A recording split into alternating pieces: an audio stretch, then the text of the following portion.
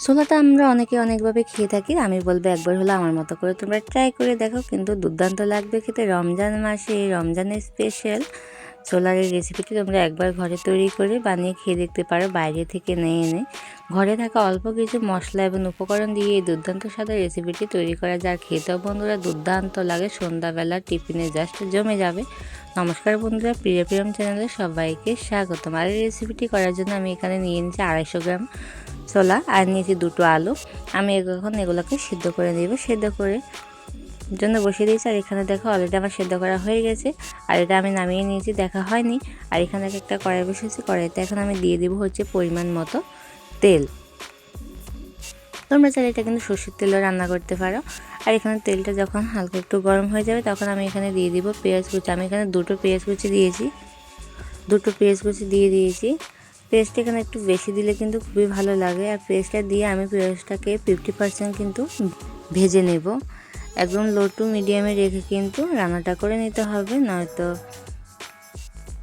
ভালো হবে না। এই দেখো আমি এখানে দিয়ে দিচ্ছি হচ্ছে 2টো শুকনো লঙ্কা দিয়ে পেস্টের সাথে ভালোভাবে কিন্তু এখন আমি সবগুলো কিন্তু ভেজে নেব।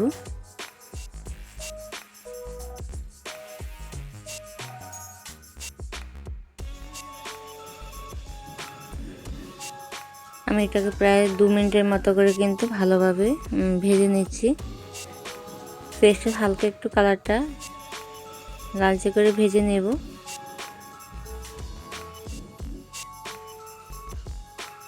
সকল বন্ধুকে অনুরোধ করবো প্লিজ একটা লাইক দিয়ে ভিডিওটা দেখা শুরু করবে। আর কে কোথা থেকে আমার ভিডিওটা দেখছো অবশ্যই কমেন্টে বলে যাবে। আমার ভিডিও যদি তোমাদের একটু ভালো লেগে থাকে তোমাদের প্রিয়জনদের সাথে শেয়ার করে দেবে।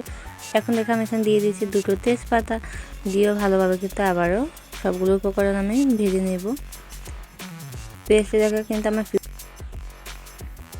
ভাজা হয়ে গেছে। আর এখন এতে আমি দিয়ে দিব মশলা। দিয়ে দিয়েছি এখানে 1 চা চামচ জিরা বাটা, দিয়ে দিয়েছি আধা চা চামচ ধনে বাটা, দিয়ে দিয়েছি 1 চা চামচ রসুন বাটা, 1 চা চামচ আদা বাটা। সবগুলো মশলা এখন ভালোভাবে কিন্তু আমি কষিয়ে নেব। একদম লো টু মিডিয়ামে রেখে কিন্তু মশলাটা কষিয়ে নিতে হবে। প্রায় 2 মিনিটের মতো কিন্তু আমি মশলাগুলোকে ভালোভাবে কষিয়ে নেব। মশলাটার মধ্যে যে কাঁচা ফ্লেভারটা থাকবে ওই ফ্লেভারটা কিন্তু চলে যাবে মশলাটা খুব সুন্দরভাবে কষিয়ে নিলে। এখন দেখো মশলাটা কিন্তু প্রায় কষিয়ে নেওয়া হয়ে গেছে আমার, দেখতে পাচ্ছ। আর এখন এতে আমি দিয়ে দেবো হচ্ছে গুঁড়ো মশলাগুলো। ভালোভাবে কিন্তু মশলাগুলোকে কষিয়ে তারপর যে গুঁড়ো শুকনো মশলাগুলো দিতে হবে। এটা এখন আমি দিয়ে দিব 1 চা চামচ লবণ, দিয়ে দিবি এখানে আধা চা চামচ হলুদ গুঁড়ো,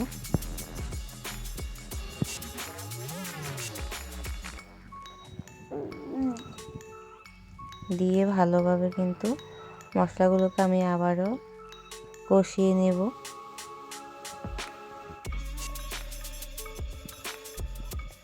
সকল বন্ধুকে অনুরোধ করবো প্লিজ একটি লাইক দিয়ে ভিডিওটা দেখবে তোমরা। আর তোমাদের খুব সুন্দর সুন্দর কমেন্টে বলে যাবে কেমন হয়েছে। এখন দেখো ভালোভাবে কিন্তু ভেজে নেওয়া হয়ে গেছে। আর এখন আমি এতে দিয়ে দিব হচ্ছে শুকনো মরিচের গুঁড়ো, দিয়ে দিব 1 চা চামচ মরিচের গুঁড়ো। ঝাল লঙ্কা গুঁড়ো দিয়েছি আমি এখানে, তোমরা যে যেরকম ঝাল খেতে পছন্দ করো ওরকম অনুযায়ী কিন্তু দিয়ে দেবে। আর দিয়ে আবার একটুখানি আমি 30 থেকে 40 সেকেন্ডের মতো ভালোভাবে কিন্তু কষিয়ে নেব। দেখো কষিয়ে নিয়ে এখন আমি যে ছোলাটা সিদ্ধ করে রেখেছিলাম ওই সিদ্ধ ছোলাগুলো এখন আমি এতে দিয়ে দেব। দেখো সবগুলো ছোলা কিন্তু আমি দিয়ে দিয়েছি। দিয়ে ভালোভাবে কিন্তু আবার এটাকে একটু নাড়াচাড়া করে নেব। নাড়াচাড়া করে নিয়ে তারপর এতে আমি দিয়ে দিব হচ্ছে আলু। যে আলু আমি সিদ্ধ করে রেখেছিলাম আলুগুলোকে হাতের সাহায্যে একটুখানি আমি ভেঙে দিয়ে দিয়েছি। এখন দিয়ে দেব সে সেদ্ধ করা আলুগুলো।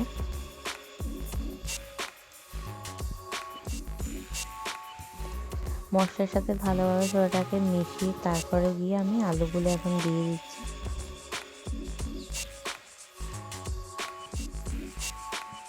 আলুটা দিয়ে ভালোভাবে কিন্তু আবার আমি এটাকে মিশিয়ে নেব, নাড়াচাড়া করে নেব। এখানে প্রায় 3 মিনিটের মতো ভালোভাবে কিন্তু কষিয়ে নেব। এখানে আমি অল্প পরিমাণে একটু জল দেব, কেননা যেন ভালোভাবে সবগুলো উপকরণ আবার একটু ভালোভাবে সেদ্ধ হয়, তাই জন্য অল্প পরিমাণে এখানে জলটা দেব, বেশি না, কারণ আমি এটা একদম গা মাখা করে রাখবো, তাই জন্য বেশি জল এখানে দেবো না, জাস্ট অল্প একটুখানি জল দেবো। আগে ভালোভাবে আমি সবগুলো উপকরণ কষিয়ে নেব, তারপরে জলটা আমি অ্যাড করবো এখানে। আর এখন আমি অল্প পরিমাণে একটু জল দিচ্ছি, দেখতে পাচ্ছি খুবই অল্প একটু জল দিয়ে নাড়াচাড়া করে নেবে এখন।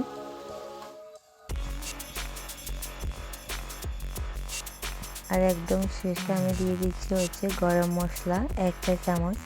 আমি এখানে বাটা গরম মশলা ইউজ করেছি, তোমরা চাইলে এখানে গুঁড়ো ইউজ দিতে পারো। বাটা মশলা রান্না কিন্তু বন্ধুরা খেতে অন্যরকম আলাদা একটা ফ্লেভার, দারুণ লাগে খেতে। আর দেখো রান্নাটা কিন্তু আমার পুরোপুরি কমপ্লিট হয়ে গেছে। তোমরা অবশ্যই একবার হলেও বাড়িতে এরকম করে ট্রাই করবে বন্ধুরা। কেমন হয়েছে আমাকে কমেন্টে জানাবে। সকল বন্ধুকে অনেক অনেক ভালোবাসা এতটা সময় আমার সাথে থাকার জন্য। দেখা হবে আবার নতুন কোনো রেসিপিতে, নতুন কোনো ভিডিওতে। সবাই ভালো থাকবে, সুস্থ থাকবে, সাবধানে থাকবে। সবাইকে অনেক অনেক ভালোবাসা। ফাইনালি দেখতে পাচ্ছ আমার রান্নাটা পুরোপুরি কমপ্লিট হয়ে গেছে। সবাইকে অনেক অনেক ভালোবাসা। দেখা হবে আবারও নতুন রেসিপিতে। এতটা সময় আমার সাথে থাকার জন্য সবাইকে অসংখ্য ধন্যবাদ।